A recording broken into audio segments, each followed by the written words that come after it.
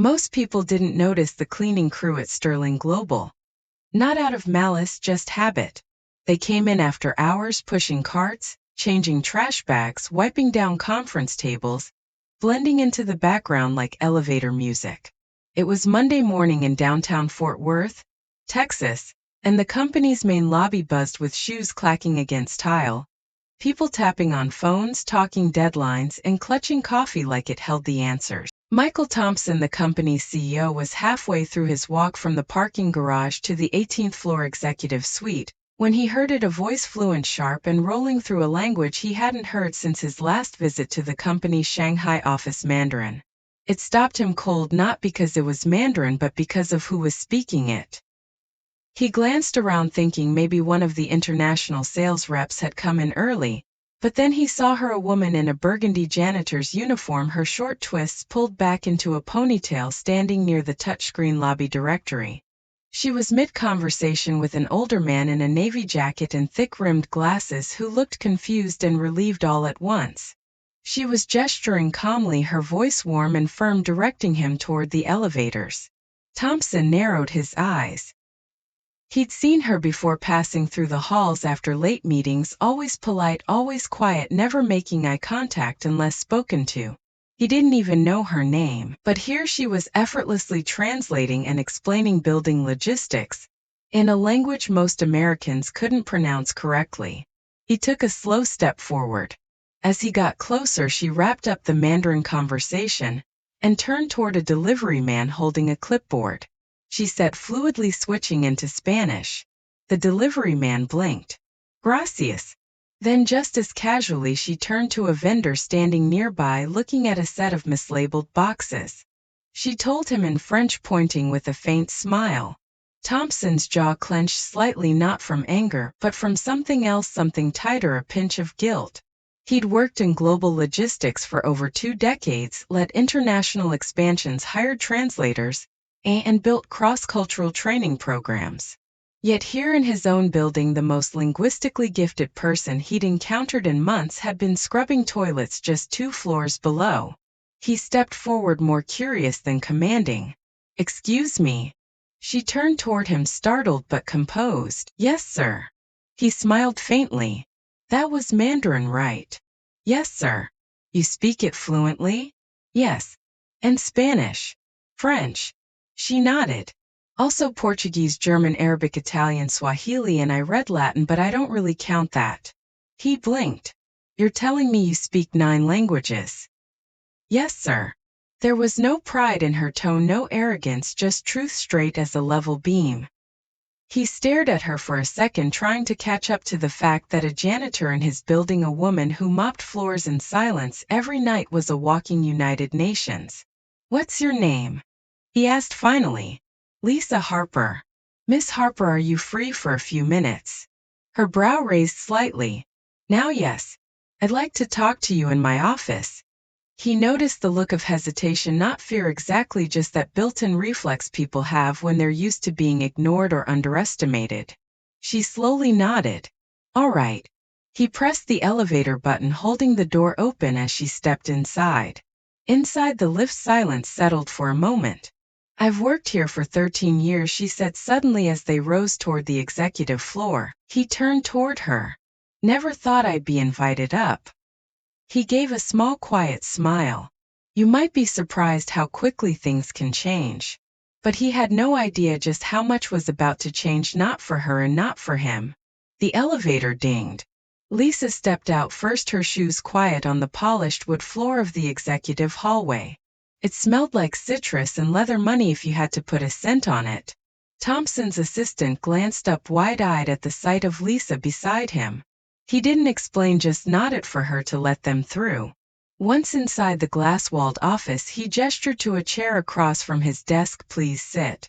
She sat carefully, folding her hands in her lap, eyes moving slowly across the room. She wasn't impressed, just observant. A large world map hung behind him, each country dotted with colored pins. On the side table, a tray of espresso cups, a photo of his 2 daughters, and a dusty award from a trade conference in Brussels. Thompson sat across from her, leaning forward slightly. "So Lisa, I'm going to be honest. I didn't expect to have this conversation today. She gave a small nod, her posture still, her face unreadable. But I just heard you speak 3 languages like you were flipping light switches, and I need to understand. How does someone like you end up working here cleaning floors? For a second she didn't answer.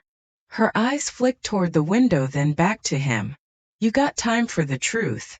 I wouldn't have asked otherwise. She sighed. All right then. She rubbed her palms together as if warming up the words. I was born in Toledo, Ohio. Only child. My dad was a pipe fitter, my mom a nurse's aide. They didn't have much, but they worked hard, pushed education like it was religion. I got a full ride to Kent State, majored in linguistics, was halfway through a master's when my mother got sick. She paused. I came home to take care of her. Then my dad passed from a stroke 6 months later. Everything fell apart after that. She tilted her head slightly as if rewinding the memories before she spoke them. I had a baby. No money, no partner who stuck around. So I worked whatever I could find: grocery stores, nursing homes, temp jobs. Eventually a custodial supervisor here offered me night hours. It let me pick up my daughter from school, pay the light bill. That's how I got here. Thompson watched her, not blinking, just listening. But the languages. I didn't stop learning. I borrowed textbooks, listened to recordings, read newspapers in 5 different tongues just to stay sharp. It's what I do. It's the only thing I do that makes me feel like I still matter. Her voice didn't waver. It wasn't rehearsed or poetic, just plain. Most people never asked, she added. They saw the uniform and assumed. That last word hung in the air, assumed. Thompson sat back in his chair, the weight of her story settling into his chest like a stone. She cleared her throat. Look, Mr. Thompson, I'm not saying this to make anyone feel bad. I'm not bitter. Life happened. I did what I had to do. I still do. But you asked, and that's the answer. He exhaled slowly. Lisa Harper was brilliant, that much was obvious now. But she wasn't asking for pity or even a handout.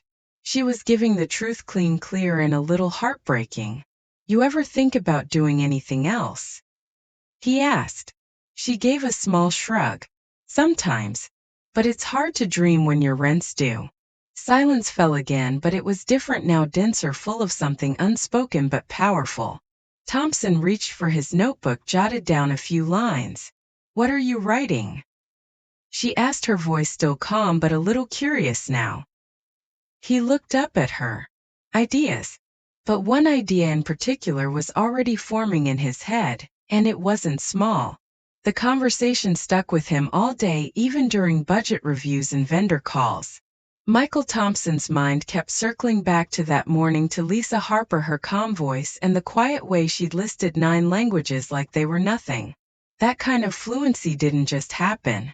It took years of discipline, curiosity, and heart. Around 3:45 p.m., he left the executive floor and rode the elevator down to the building's service level. He wanted to see something for himself. Down there the air was warmer, the walls off-white, scuffed from carts and boots. He passed maintenance crews' break rooms, stacks of bottled water, and finally reached the janitorial supply room. He spotted Lisa through the open door, restocking microfiber cloths on a metal shelf. Mind if I bother you again? He asked, stepping inside.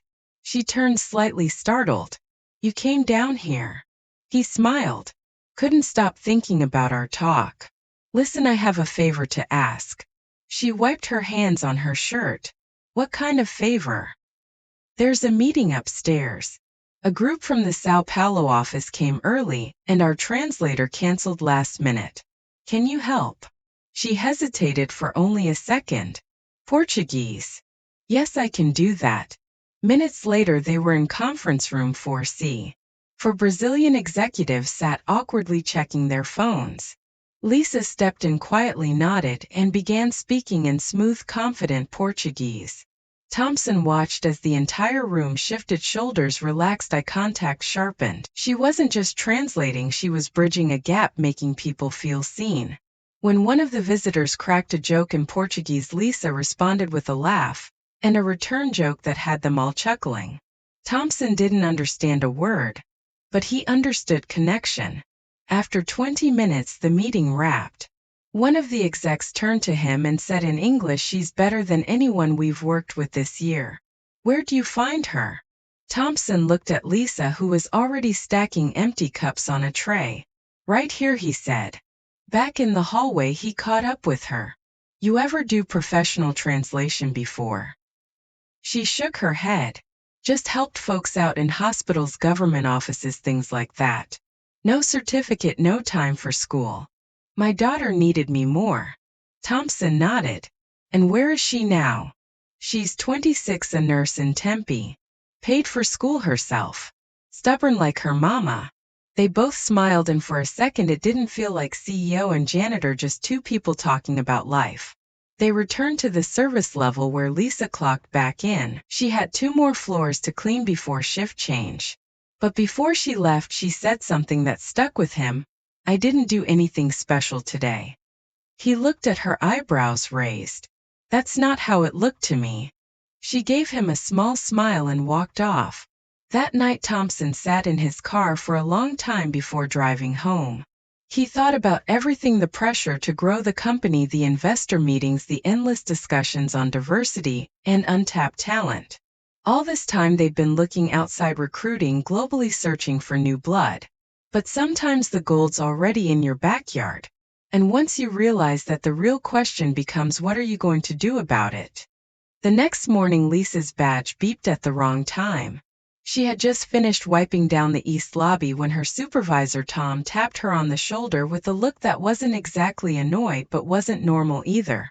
"Hey, Lisa, Mr. Thompson asked to see you again." She blinked. "Did I do something wrong?" Tom shook his head. "He didn't say.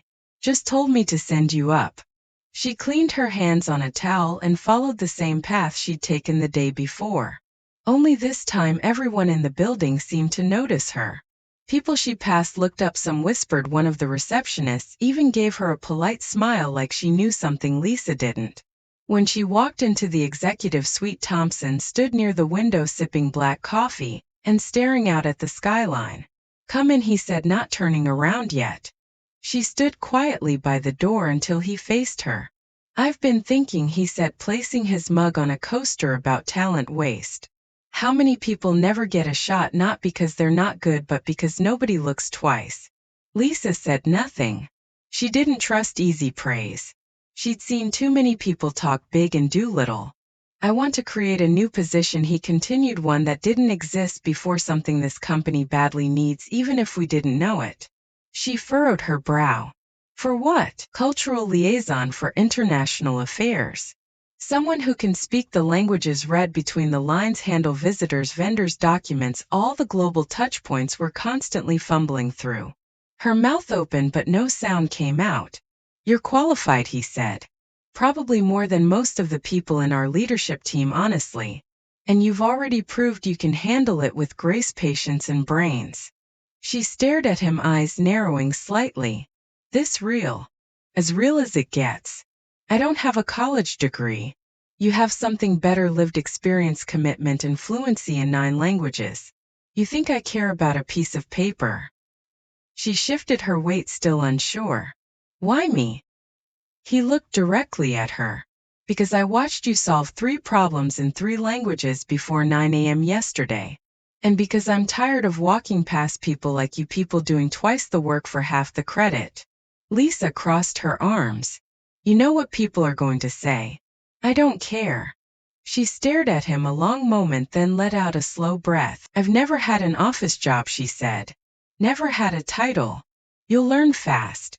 I don't have a wardrobe for this kind of thing. I'll have HR send a clothing stipend." She gave a dry chuckle. "You thought of everything, huh?" "I'm trying." A long pause stretched between them. Then Lisa asked softly, "What about my shift downstairs? Who replaces me?" Thompson smiled. "We'll find someone. But no one can replace you." For a long time neither of them spoke. She looked down at her hands, then back at him. "You sure this isn't some kind of favor?" He shook his head. "This is overdue recognition." She bit her lip, eyes glistening, but she blinked the tears away before they fell. All right then, she said, voice firm. Let's see what I can do. He extended his hand. She shook it. It wasn't just a handshake, it was history being rewritten. But what neither of them expected was how everyone else in the building would react. By Wednesday, the news had traveled faster than the elevators. Lisa Harper, the janitor from the night shift, had been promoted to an executive-level position. Nobody knew the full story, just whispers that she spoke a bunch of languages, that the CEO himself had chosen her, that she might have some kind of secret background, maybe government work, maybe even undercover. The gossip bounced from cubicle to conference room. Some folks were curious, some smiled, said good for her. But not everyone was clapping. In the staff lounge, 2 marketing assistants leaned close over their salads. I'm just saying, one whispered, I have a master's in international business and I've been waiting 2 years for a promotion. This lady was scrubbing urinals last week. Her friend shrugged. Maybe she knows something we don't. Oh please. Is Thompson trying to look progressive? Check a box. That same energy trickled into boardrooms and Slack messages, quiet resentment mixed with confusion. People weren't used to upward moves coming from outside the usual ladder. Lisa felt it the second she stepped into her new office on the 12th floor. It was modest, just a desk, a plant, and a computer she hadn't touched yet, but to her it looked like another planet. When HR finished onboarding her, she asked if she could keep the night uniform, not to wear, just to remind herself. That afternoon she met with James, head of international operations. He walked in with a clipboard and tight eyes, didn't shake her hand, didn't sit. So you're the new liaison, he said like it was a joke wrapped in politeness. Lisa looked up. That's what I'm told. You have experience in corporate environments. She smiled. Only from the outside looking in. He didn't laugh. I've got reports from Italy, contracts from our Dubai partners, and an entire vendor issue in Sao Paulo. Think you can manage that? She stood up. I'll need a few hours to review, but yes. James dropped the folder on her desk and walked out. Later that night, Thompson stopped by her office. How's day one? She exhaled, leaned back in her chair. I've had worse. He smiled. James give you a hard time? He doesn't scare me. I figured. She paused, then added, but can I ask you something? Anything. Why now? Why me? You could have just given me a bonus and kept moving. He leaned against the doorframe. Because I saw myself in you. She raised an eyebrow. You were a janitor. No, but I was overlooked a lot. I came from nothing. My dad fixed cars in a town no one visits. I worked 3 jobs through college. People thought I didn't belong in rooms like this. Lisa nodded slowly. Now you're the one deciding who gets in. He nodded back. Exactly. There was a beat of silence before Lisa looked down at the file on her desk. I'll be honest, I'm nervous. Good. Means you care. She looked up again. There's going to be people who hate this. They'll get over it. Or they won't. Either way, we're moving forward. Thompson stood straight. You have a story, Lisa. A real one. And now you've got a platform. Then he turned to leave. As the door clicked behind him, Lisa looked around her office. She remembered the years she'd cried in bathroom stalls during lunch breaks, the nights she came home with aching feet and barely enough energy to heat up soup, the birthdays she missed, the promotions she watched go to people who never even said good morning. She opened her desk drawer and placed the old janitor badge inside, not to forget to remember exactly what it took to get here. But this story wasn't just hers anymore, and the spotlight was about to grow much brighter. By the end of the week, Lisa's nameplate was mounted outside her office, black letters on brushed steel, Lisa Harper, Cultural Liaison, International Affairs. It looked official, clean, permanent. Word had gotten out formally this time. The company-wide email hit inboxes Friday morning, sent by Thompson himself. It was short, clear, and carried weight. He explained her role, her background, and more importantly, her value. He didn't frame it as charity or a feel-good gesture. He made it clear she was the best person for the job, period. But that didn't stop the noise. Some managers grumbled under their breath. Others softened up once they saw her in action. She navigated conversations with foreign clients better than the software. She corrected mistranslations in old contracts that had cost them money for years, and she never showed off. She just worked quietly, smoothly, better than anyone had expected. On Monday, Lisa was asked to join a meeting with a delegation from Morocco. The company's North African expansion had been stuck for months over miscommunication and mistrust. She walked into the room in a soft beige blazer, sat at the table, and introduced herself in fluent Moroccan Arabic. The room changed. You could feel it, the shift. People leaned in. They listened. Because when someone speaks your language, you don't just hear words, you hear respect. After the meeting, one of the Moroccan partners approached her privately. He touched his chest gently, a traditional sign of gratitude. "No one's ever done that for us," he said. "Not in our language, not like that." Lisa nodded. "You matter. That's all." By midweek, Thompson made another move. He renamed the company's main training room, where all new hires gathered for orientation, and where mid-level leaders held workshops. The plaque outside the door was taken down. In its place, the Harper Room. No big announcement, no party, just a quiet sign and a shift that meant more than flowers or cake ever could. Later that afternoon, Thompson stood outside the room watching as a new group of interns filed in. He heard one of them whisper, "Who's Harper?" A senior staff member answered, "She's someone who reminded this place that greatness doesn't always come in a suit." That same day, Lisa found a sealed envelope on her desk, no return address, just her name handwritten in block letters. Inside was a note: "I used to think I'd be invisible forever, but today I stood a little taller because of you. Thank you." No signature, just proof that people were watching, people who needed to see what was possible. Lisa sat there staring at the words, her throat tightening. She didn't cry. She didn't need to. Because that was the moment she realized this wasn't just a job, it was a door. But not every door stays open without a fight, and someone was already planning to push back. The backlash didn't take long to show its face. Late Thursday, Lisa was called into a meeting, not by Thompson, but by someone higher up, Margaret Reynolds, a senior board member who'd flown in from Dallas. She'd been with the company since the 90s, sharp suits, sharper tongue. Lisa walked into the small conference room on the 17th floor, where Margaret waited with a stack of papers and a flat stare. "Have a seat," she said without looking up. Lisa sat. Margaret tapped her pen twice. "So, Miss Harper, I've reviewed your file. You have no college degree, no previous corporate training, and no management certifications." Lisa didn't flinch. "That's correct." Margaret folded her hands. "You were a janitor here 3 weeks ago." "I was." She leaned back in her chair. "Help me understand how someone with your background is now handling high-level international affairs." Lisa held her gaze. "Because I speak the languages. I understand the cultures.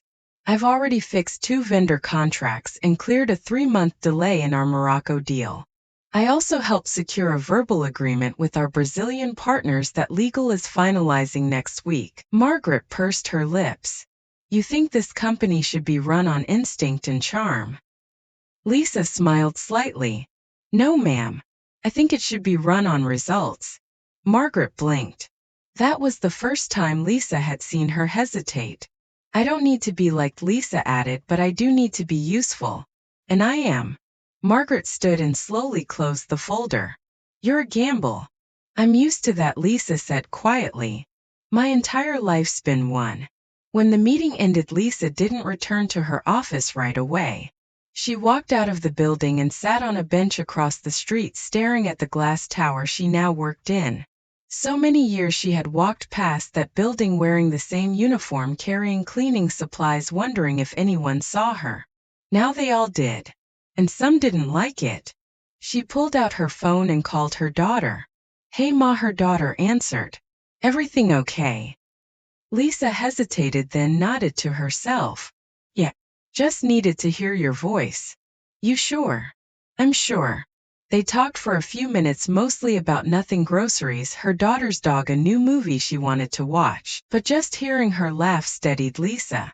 After they hung up, she sat in silence, then stood up, walked back across the street, and rode the elevator to her floor.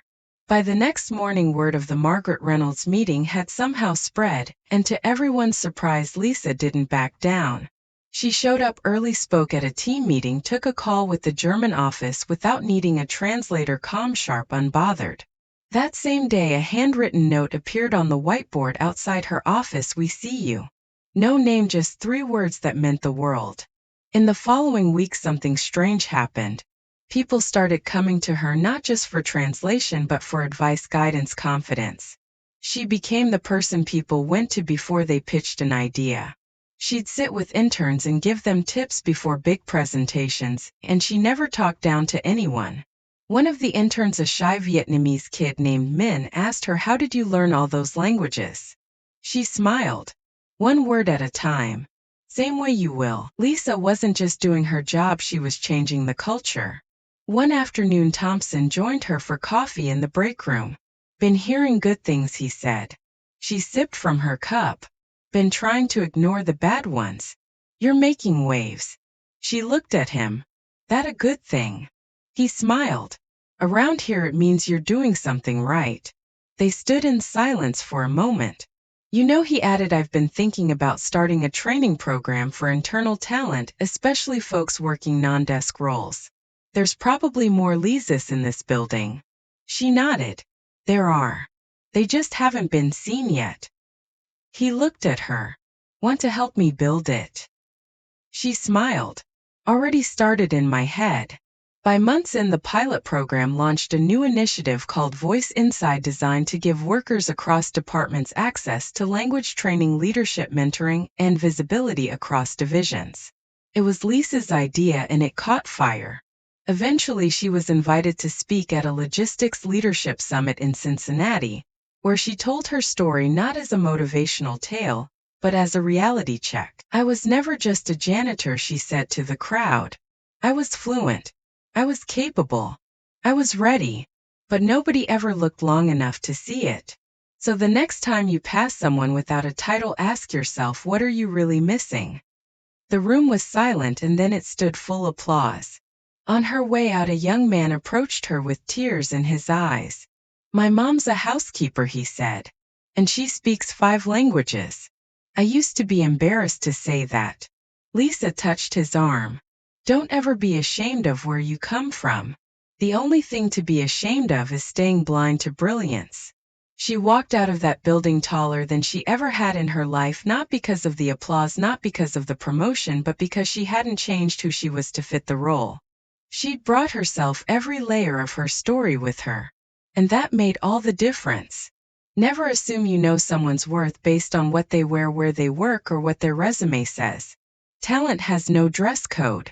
Intelligence doesn't need permission, and brilliance can walk past you wearing a name tag, holding a mop. If you've ever been overlooked, underestimated, or ignored, keep going. The right person will see you. And when they do, don't be afraid to take that seat at the table. Better yet, bring a few more chairs with you.